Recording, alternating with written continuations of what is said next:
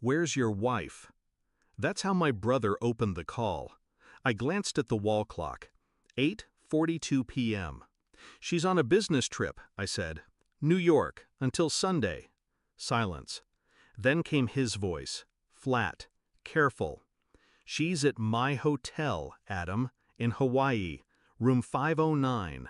She's not alone." I didn't breathe. He added, "She's using your ATM card." It took me a full minute to speak.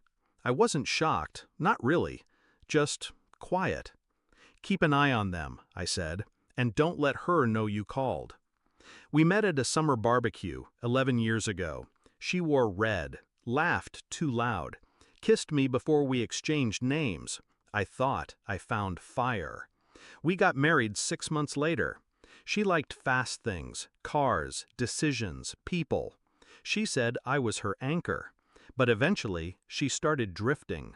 Anchors don't matter when someone wants to float. The signs came slow. Business trips got longer. She started hiding her phone under her pillow. Bank statements stopped making sense. Once I smelled cologne on her coat, a scent I didn't wear. I didn't say anything. I watched. I listened. And now I knew. My brother, Daniel, runs a resort on the Big Island. We haven't been close in years, but blood's blood. He texted me the name of the guest she checked in with, Jason Klein. I checked her calendar. She had an investor meeting listed, of course. I didn't rage. I didn't cry. I opened my laptop. First, I froze the joint accounts. Left enough for food and cab fare, just enough to sting. Next, I called Daniel. "I need her distracted. Can you upgrade her room? To the presidential suite?" "Exactly. Give her champagne. Tell her it's on the house." He caught on. "You're going to trap her?" I smiled. "No, I'm going to expose her." I booked a last-minute flight, landed in Kona just after sunrise, rented a car, drove straight to the resort. Room 509 overlooked the ocean. I didn't knock. I had Daniel unlock the suite's private surveillance system, hidden cameras, audio, everything streamed to my phone. She was wearing a silk robe I bought her for our anniversary. Jason was shirtless, drinking from a bottle of wine I paid for. She laughed, head thrown back, carefree, like I never existed. She said something about finally being free. I watched from the hotel's bar, quiet, cold. Then I made my move.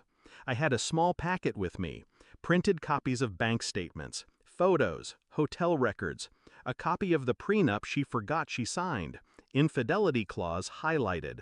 I slipped it into an envelope, handed it to Daniel.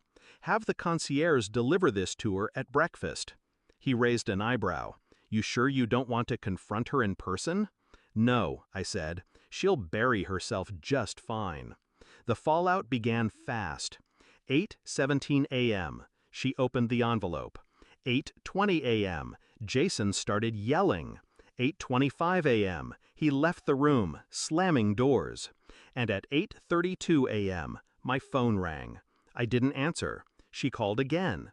And again. 54 missed calls. Texts flooded in. "I can explain. Please pick up. It's not what it looks like." Then came the rage. "How dare you freeze my accounts? I'm stranded. This is abuse." She should have read the fine print. I walked into the hotel lobby at noon, calm, composed. She was there, disheveled, pale, alone. She ran to me. "Adam." I held up a hand. No words, just a look. She stopped, just like that. I walked past her, sat at the outdoor cafe. She followed. "I made a mistake," she whispered. "He meant nothing." I nodded slowly. "You know what's funny?" I said. "You were always worried I'd leave you for someone else. But I stayed, even when you didn't." Tears welled. Real or not, didn't matter anymore. "You ruined everything," she whispered. "No," I said. "I ended it. There's a difference." I stood. "Checkout is at 11 tomorrow. Try not to steal the towels." Back home, I filed the divorce. With the prenup violation, she gets nothing. No house, no spousal support, just her own mess.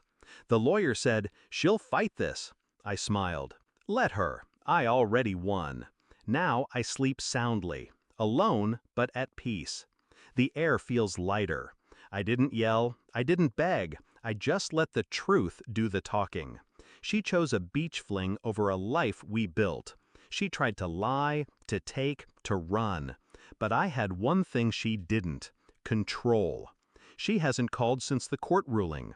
Last I heard, Jason blocked her too. Figures. You play with fire, you end up alone on a beach with nothing but regrets, and a canceled card. As for me, I built back quietly, smarter, stronger. She had the sun, but I had the storm, and I brought it with silence.